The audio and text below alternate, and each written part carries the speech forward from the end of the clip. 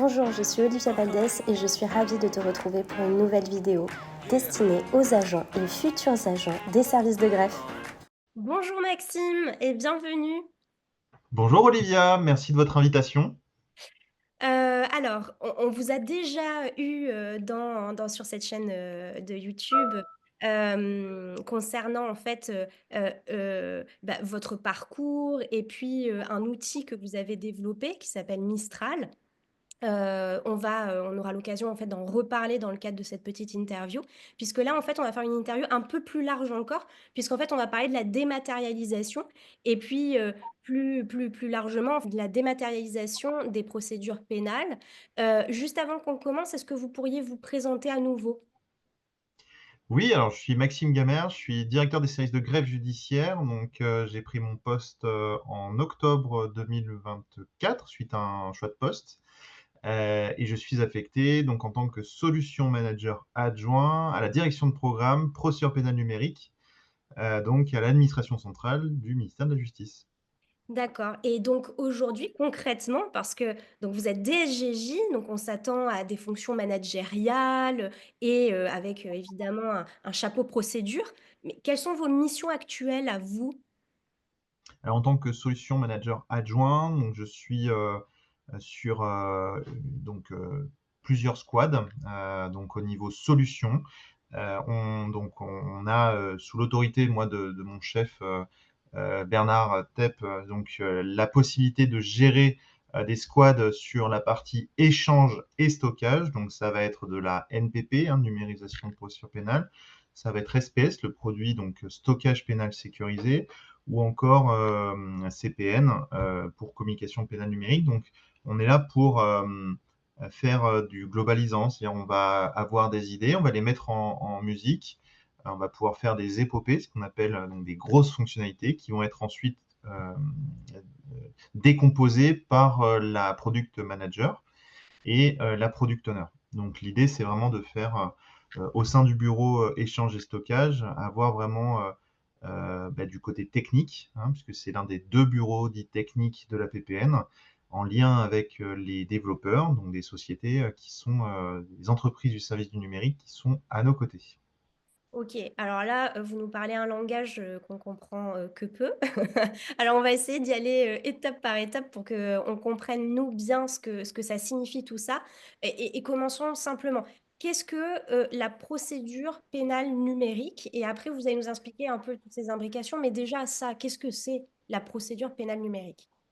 Alors, la procédure pénale numérique, c'est un programme, c'est une direction de programme qui constitue l'une des priorités du plan de transformation numérique qui a été conduit à la fois par le ministère de l'Intérieur et celui de la Justice. Donc, c'est un interministériel afin de rendre la justice pénale plus moderne, plus efficace et accessible au bénéfice des justiciables, à la fois des services enquêteurs, mais également des juridictions. Alors, programme PPN vise déjà à abandonner le papier et la signature manuscrite et à dématérialiser intégralement les dossiers depuis l'acte d'enquête initiale jusqu'à l'archivage d'une décision de justice, qui est le cas aujourd'hui. Alors la PPN, ça réunit aujourd'hui plus de 150 000 utilisateurs, 55 000 gendarmes, 76 000 policiers, 11 000 greffiers, 10 000 magistrats et des partenaires internes et externes, hein, comme des commissaires de justice, des avocats, ou même l'ASE, par exemple, l'aide sociale à l'enfance. Alors, depuis janvier 2018, les ministères de l'Intérieur et de la Justice ont engagé des travaux de dématérialisation de la chaîne pénale, à la fois sur des missions transverses, hein, de pilotage performance, d'homologation, transmission, stockage, production, exploitation, conduite du changement, mais également sur la sécurité juridique et sur le numérique. Donc tout cela fait partie intégrante de la direction de programme. Maxime, est-ce que vous pouvez nous parler peut-être un petit peu plus, des juridictions, des acteurs en fait qui vont être concernés par cette transformation? Vous parlez en fait de l'enquête jusqu'aux juridictions. Concrètement en fait, comment ça va toucher en fait les différents agents et quels sont ces agents-là en fait? Donc, en fait, la procédure pénale numérique a vocation à aller dès le premier acte d'enquête, donc c'est le procès verbal de plainte, qui va être pris de manière dématérialisée et envoyé de manière dématérialisée à la victime, ça va être toute l'enquête, la phase de l'enquête, à qu'elle soit donc numérique pour qu'elle soit transmise dans un flux unique sur la juridiction compétente. La juridiction donc, reçoit ce document hein, au sein du bureau d'ordre, qui est un petit peu la tour de contrôle du parquet, et va affecter la procédure dans ce qu'on appelle un outil, donc ce qu'on appelle la NPP, numérisation procédure pénale, qui va également enregistrer de manière totalement automatisée le dossier dans Cassiopée. Donc ça, c'est la partie flux automatisé. Classement 11, absence d'infraction. Classement 21, infraction insuffisamment caractérisée. Et classement 71, auteur inconnu. Donc ça, c'est la partie, je dirais, automatisée qui fonctionne très bien puisque quasiment 100% des TJ, hein, c'est 96% de TJ qui ont ouvert donc, ces flux automatisés. Et là, on va passer sur une étape supplémentaire, c'est la partie correctionnelle, où là, l'objectif, c'est 100% de filière correctionnelle sur l'ensemble des tribunaux judiciaires. Donc, je prends ma plainte, je prends ma procédure et je vais jusqu'à l'audience correctionnelle, où là, je vais traiter numériquement et nativement un dossier pénal numérique, un DPN, qui me permettra de pouvoir faire une minute numérique, donc une décision de justice au format numérique, avec une signature électronique agréée par le ministère de la Justice, qui va ensuite me permettre de stocker cette minute dans un DPN, donc je disais dossier pénal numérique, pour qu'il soit sauvegardé et archivé par la suite sur des services d'archivage électronique. Tout cela pour enlever des archives papier, pour être beaucoup plus facilitant sur la partie de la décision, c'est-à-dire que je vais pouvoir la transmettre au format numérique et je vais pouvoir agir à télécharger mes documents en un clic, faire des mentions et être beaucoup plus efficace. D'accord. Et donc là, vous dites que l'objectif, c'est donc au niveau du correctionnel. Est-ce que l'audience correctionnelle en tant que telle, est-ce que elle peut être dématérialisée et comment, en fait, comment les outils de la dématérialisation peuvent aider cette étape de l'audience correctionnelle? Alors, la part des tribunaux judiciaires ayant déployé une ou plusieurs filières correctionnelles avec poursuite, à fin décembre 2024, on est à 97%. L'objectif de cette année était de 92%. L'année prochaine, ce sera 100%. L'idée est toute simple. C'est effectivement de donner au greffier correctionnel la possibilité d'avoir le dossier DPN, donc dossier pénal numérique, pour tous les acteurs en même temps. Que ce soit le greffier qui prépare son audience avant l'audience, pour le parquet qui prépare, qui a fait son déferment et qui va partir à l'audience, ou que ce soit pour le magistrat du siège, hein, le président, pour qu'il ait connaissance de la procédure avant d'aller à l'audience. Donc tous ces acteurs qui auparavant se bataillaient pour un dossier papier, maintenant ont une seule copie, la copie numérique, qu'ils peuvent télécharger hein, sur leur ordinateur ou consulter directement sur la NPP. Et pour l'avocat d'ailleurs, comment ça se passe? Alors, dans certains tribunaux, la direction de programme a mis en place des tablettes pour les avocats. Donc, la procédure est téléchargée sur la tablette et l'avocat prend connaissance de dossier sur l'outil. La direction de programme va mettre en place des outils numériques, des ordinateurs, pour que l'avocat puisse avoir accès à la procédure de manière rapide. Et dans le scope, dans les prochaines échéances, une plateforme qui s'appellera SPS permettra, je l'espère, de transmettre en un clic à l'avocat les pièces correspondantes à son dossier. Ok. Alors, nous, Maxime, en fait, on entend beaucoup de sigles. Et moi, j'aimerais bien que vous me permettiez de comprendre, en fait, ces sigles à l'intérieur de cette PPN. Déjà, vous parlez de NPP. Alors, PPN et NPP, déjà, bon, pour nous, c'est très flou et très troublant. Mais comment, en fait, s'imbrique dans la PPN? On comprend bien que le projet, c'est ça, c'est cette procédure pénale numérique. Comment on imbrique en fait toutes ces cases-là de NPP, Noé, Plex, Plin, Naughty Dog. Enfin, vous avez plein de... Comment en fait les uns derrière les autres, on arrive à en faire un tout dématérialisé? Voilà, est-ce que vous pourriez rendre les choses un peu plus concrètes?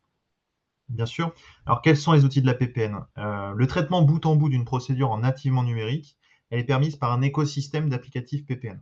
On parle d'un écosystème parce que c'est plusieurs applicatifs qui sont imbriqués entre eux.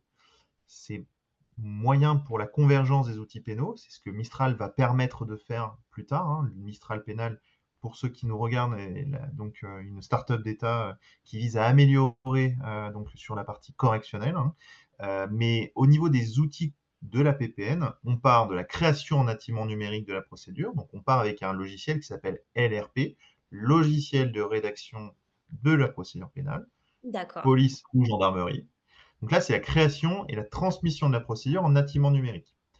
Elle va transiter par ce qu'on appelle la réception de la procédure et du stockage. La NPP, pour numérisation de procédure pénale, permet la réception et l'affectation de l'affaire à un service. Il va partir donc dans le BO, bureau d'ordre, c'est un petit peu la tour de contrôle d'un tribunal. Ensuite, il va être transmis en fonction des orientations, soit au TTR, traitement en temps réel, c'est là où les magistrats prennent leurs décisions, ou alors en cabinet, en étude de dossier au niveau du parquet, ou alors il va être transmis à l'audiencement puisque le parquetier a décidé une orientation pénale. Et à ce moment-là, on va avoir la possibilité d'utiliser des outils comme CPN, qui est la plateforme d'échange avec des partenaires du ministère de la Justice, et plus tard le remplaçant pardon, de la NPP, qui est SPS, stockage des procédures pénales sécurisées. Donc, on a fait cette réception de procédure. Maintenant, on va aller dans le traitement de la procédure. On va avoir l'écosystème donc, qui s'appelle BPN, BPN pour Bureau pénal numérique, qui permet l'enrichissement de la procédure, le partage des pièces et la signature. Le dossier, il va être transmis soit donc, sur NPP, comme je le disais, numérisation de procédure pénale, ou par SPS, stockage pénal sécurisé en fonction de l'avancée nominale des juridictions, si elles ont franchi le cap, je dirais, du nouveau logiciel. Pourquoi cette transmission à la NPP? C'est la tenue à jour du dossier pénal numérique. On va mettre à jour les pièces avec le jugement, les pièces de procès-verbaux, les convocations, etc. Et on va avoir également ce qu'on appelle trivialement SPP, qui est lui la construction d'un référentiel IDJ. IDJ pour identification d'un dossier juridique. Donc c'est le dossier Cassiopée hein, qu'on l'appelle trivialement. C'est le numéro qui est donné au niveau national pour ce Mmh. dossier. Dès qu'on a fait le traitement de la procédure, on fait la préparation de l'audience et la tenue de l'audience. Pour les magistrats, c'est simple, ils vont avoir Noé, donc un petit client lourd, qui va permettre la préparation et la tenue de l'audience. Il va pouvoir signer son document sur le BPN, Bureau pénal numérique, et remettre à jour la NPP. Donc, vous voyez, c'est très imbriqué. Ah, OK. Ensuite, on a l'exécution et l'application des peines, où là, on a des expérimentations, on a aussi des groupes de travail qui sont en train d'être menés au niveau de la direction de programme. Et enfin, on a l'archivage avec Axone, donc un logiciel qui permet d'archiver la procédure et la transmettre au niveau des archives départementales. OK, et Maxime, là-dedans, j'ai pas entendu parler de l'instruction. Au niveau de l'instruction, est-ce que c'est les mêmes outils? Est-ce que c'est différent? Pour l'instruction, donc aujourd'hui, il y a l'outil NPP, hein, numérisation de procédure pénale, qui permet à l'ensemble des greffiers d'instruction de transmettre un original papier en original numérique. Et des réflexions sont en cours actuellement au niveau de la direction de programme pour qu'on puisse amener l'instruction vers des outils numériques. Alors, des juridictions tests sont aussi choisies pour leur appétence au niveau du numérique pour tester des procédures à outils constants et de tester aussi des outils innovants qui vont permettre voilà, d'être des outils qui correspondent aux besoins métiers. L'idée de la PPN, c'est de correspondre à des besoins qui sont ressentis par les juridictions, des outils qui soient performants, des outils qui soient aussi hors ligne, des outils qui soient aussi uniques. Donc ces besoins-là de persona, de fonctionnaires sur le terrain, permettent d'alimenter des travaux qui sont menés actuellement sur la direction de programme. OK, donc aujourd'hui, en fait, au niveau de l'instruction, est-ce que en fait, c'est que en termes de communication avec les partenaires que vous on a une numérisation, qui est plus rapide avec, avec Plex, par exemple? Est-ce que ça fait Alors, partie? Finalement, Cleanplex oui, existe, mais un outil qui s'appelle CPN, donc communication pénale numérique, permet de réunir, fusionner les deux. Donc déjà, on offre un gain au niveau de cette communication. d'accord. Deuxièmement, on a la partie NPP qui est la numérisation de procédure pénale, qui permet au magistrat instructeur et à son greffier de pouvoir transmettre de format numérique la procédure. Ensuite, on a des outils comme Noé qui leur permettent qui permet au juge d'instruction d'avoir son dossier sur son bureau et de pouvoir annoter, de pouvoir mettre des signés, de pouvoir surligner des documents sans que ce soit transmis à un avocat ou une autre partie. Donc ces outils existent déjà.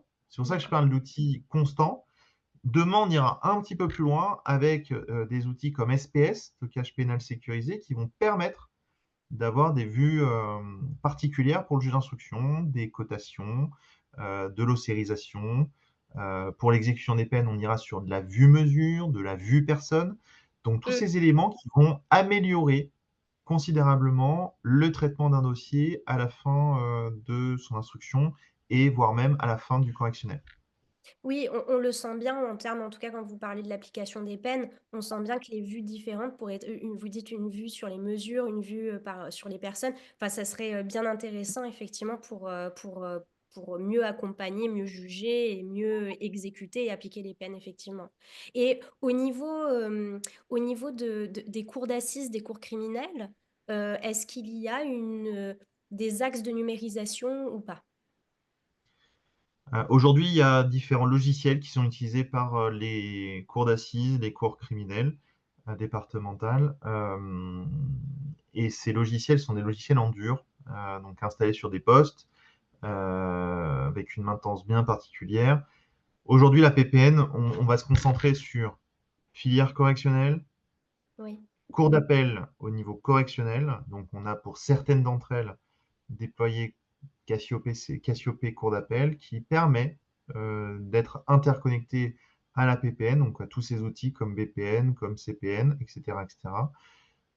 Ces outils sont en phase de déploiement progressif sur le territoire.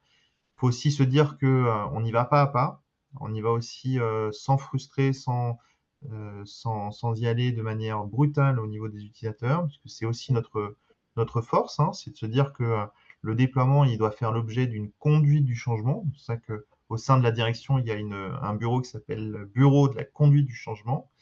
Et cette conduite du changement, elle entraîne également des mutations au niveau des métiers du mhm, greffe. Donc, il faut être plus numérique, il faut savoir dire stop au papier. Donc, ça aussi, c'est des interactions avec les chefs de projet PPN sur le territoire.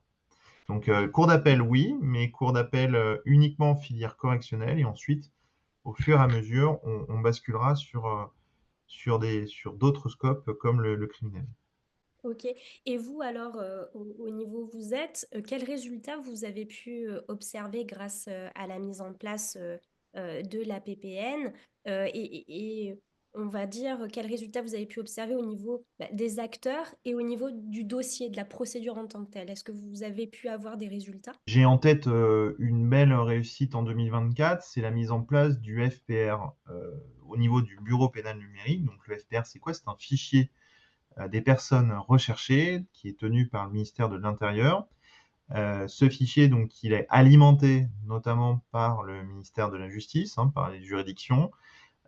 Donc avec la mise en place d'un formulaire et la création d'un document au PDF A3, donc c'est un PDF qui contient de la donnée. Donc, le temps de saisie est divisé par 3, l'inscription se fait en maximum 12 heures contre Mhm. plusieurs semaines auparavant.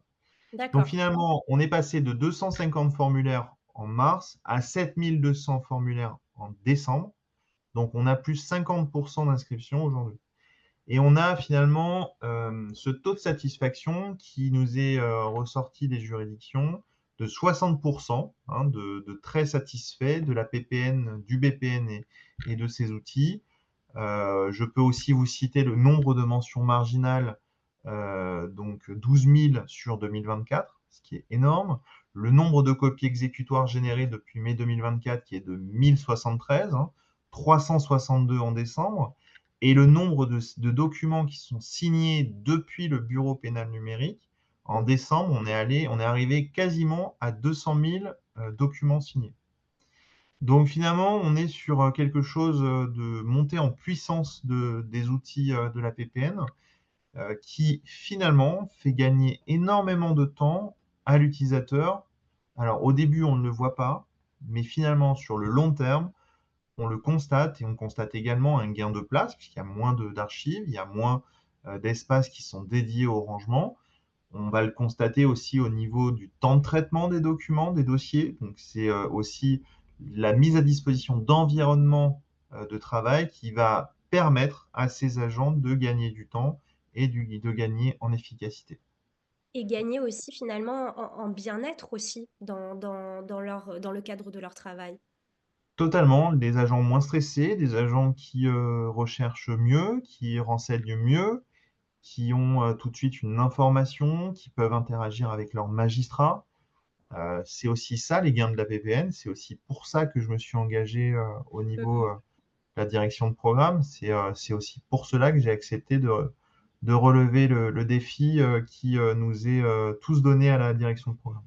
Oui, justement, je rebondis, Maxime, parce que vous parlez de défis. Et il y en a quand on est sur une numérisation d'une manière générale. Est-ce que vous avez aussi sûrement des craintes, des résistances qui sont exprimées face à cette dématérialisation de la procédure pénale? Est-ce que vous pourriez nous les évoquer aussi?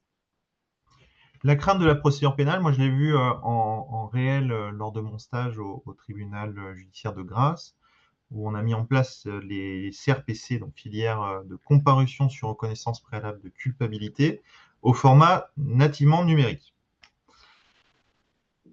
L'accompagnement au changement est primordial selon moi. Il permet de répondre à certaines interrogations de la part des magistrats et des greffiers, de pouvoir agir directement sur ce qu'il se passe à l'audience, parce que l'audience n'est pas forcément numérique et il faut s'adapter aux contraintes de place, aux contraintes de connexion, aux contraintes aussi de procédure. Tous ces éléments ont permis de créer ce qu'on appelle un rétex, un retour d'expérience, qui a alimenté des réflexions au sein de la direction de greffe à Grasse. L'accompagnement au changement est pour moi primordial. Pourquoi? Il a permis d'écouter les personnes, de répondre à leurs besoins primaires. Hein. C'est comment je vais assurer une audience et de répondre aussi à comment la PPN, comment la procédure pénale numérique va s'intégrer dans une chaîne qui est la chaîne pénale. Mm. Et donc, quand on imbrique tous ces éléments entre eux et quand on répond à ces questions, on a un positionnement qui est beaucoup plus simple vis-à-vis de l'utilisateur, alors que si on avait imposé sans formation, sans éléments de compréhension, etc., le numérique aurait eu du mal à s'imposer dans les juridictions. Donc pour moi, il est primordial que l'on puisse s'intéresser au métier du greffe, se dire, je connais ton métier, je Mhm. m'adapte à ton métier et je te propose des solutions. Principale solution qu'on a eue, par exemple, c'est les tablettes numériques. On propose des tablettes numériques comme chez le notaire. On va signer un acte de vente sur une tablette. Dans les juridictions, on est un petit peu stressé. On arrive, on est condamné, on n'a pas forcément une appétence pour signer numériquement. Et des personnes ont pris le stylo pour signer numériquement et ont par mégarde appuyé sur des boutons du signet. Au départ, ça a changé de page la signature électronique et ça a fait planter l'ordinateur. Eh bien, on réfléchit sur ce cas d'usage en disant, OK, comment on peut améliorer l'expérience de ce monsieur qui est stressé, qui n'a pas envie forcément de signer, pour qu'on lui donne l'assurance il va signer. On va donner l'assurance aussi au président de ne pas recommencer 50 fois l'opération de numérisation et on va gagner du temps sur l'ensemble de la chaîne. Ça, c'est mon objectif. Eh bien, finalement, on réfléchit et on désactive les boutons. Mais comment on désactive les boutons? Eh bien, on se met en réunion, on essaye de travailler sur la configuration du stylet, sa conception, son logiciel, etc. Et on a trouvé en fait des solutions qui étaient très simples. On désactive le bouton. Voilà. Et bien ça, finalement, c'est à force d'aller à l'audience, à force de Eh se oui. confronter et on a eu les réponses, à nos problèmes. Voilà ce que c'est la procédure pénale. Oui, oui, oui. En tout cas, ça vous demande un travail d'être là sur le terrain, en fait, pour pouvoir C'est un améliorer travail le de système. Ouais. c'est ça. Et ça, c'est passionnant, c'est passionnant parce que vous êtes le relais entre ce terrain-là et l'évolution du programme et oui, c'est une position, qui est passionnante. Et Maxime, je ne vais pas vous garder beaucoup plus longtemps. Déjà, vous nous offrez votre temps et merci beaucoup. Mais, quels sont voilà, si on dans le rêve de ce ministère de la justice, quelles sont les perspectives d'avenir? Quelles sont les améliorations qui sont prévues, donc pour cette PPN? Moi, j'ai un rêve, c'est de pouvoir, apporter à l'utilisateur des outils qui ont un impact sur, son quotidien. Un impact au niveau de son temps, au niveau de son stress, au niveau, de la partie, de la qualité de vie au travail. Oui. Ça, pour moi, c'est un rêve, c'est un idéal. C'est pour ça que je me suis engagé dans le ministère de la justice et plus particulièrement au sein de la procédure pénale numérique. Donc ce rêve, il va aussi, se mettre en éveil par rapport à nos outils qu'on est en train de mener, hein, c'est-à-dire, SPS, qui est le futur de la numérisation, qui va apporter des solutions comme la jonction, la disjonction, la multi-orientation. C'est pour cela, c'est ces grandes épopées que l'on est en train de mener aujourd'hui, qu'on est en train d'écrire, qui vont être le futur de la procédure pénale numérique. Et c'est pour cela, finalement, que chaque matin, je me lève en me disant, j'espère avoir participé à quelque chose de positif au sein du ministère de la Justice. Mmh. En tout cas, merci beaucoup, Maxime. Et je pense que déjà les outils auxquels vous aviez déjà réfléchi quand vous étiez greffier, je parle de Mistral, un bon retour, je crois, hein, sur le terrain et allège le travail, simplifie Oui, oui. le travail, permet aussi que les erreurs ne soient pas là. Et comme vous dites, en fait, on parle de numérisation, mais en fait, de cette numérisation, il y a un lien très clair avec le bien-être au travail aussi, parce que si je suis plus à l'aise et aidée par ces outils-là, ben voilà, le stress va partir et peut-être un gain de temps aussi et retrouver du confort dans mon métier. Donc le lien est là. Mm. Exactement. Ok. Merci beaucoup, Maxime. Merci Olivia.